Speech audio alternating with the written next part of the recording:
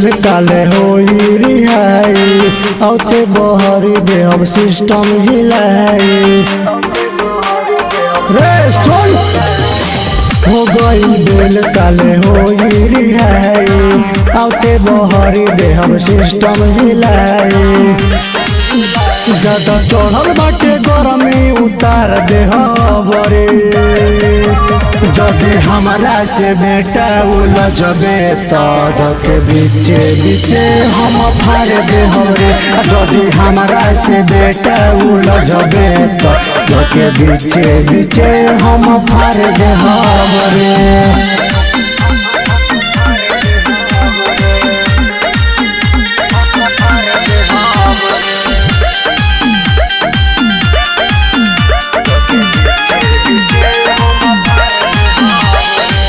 चलेला नाम हमर रुपया बिहार में रहनी हो बंद हम जेल तिहाड़ में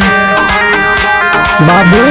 बरांड है रे चलेला नाम हमर रुपया बिहार में रहनी हो बंद हम जेल तिहाड़ में तोर जियले बाबू मोहाल कदे बरे जदि हमारा से बेटा उलझबे के बीचे बीचे हम फाड़ दे हमरे जदि हमारा से बेटा उलझबे के बीचे बीचे हम फाड़ दे हमरे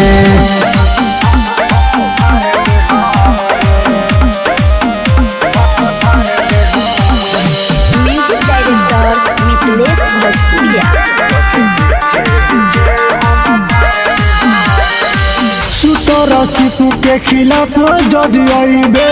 सिक्सर के 6 गोली छाती में खइबे सुन ले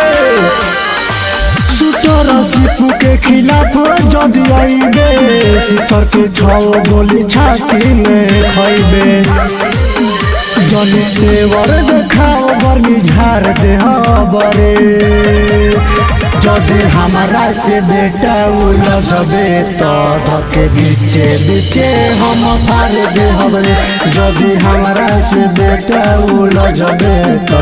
के बीचे बीचे हम फाड़ दे हमरे।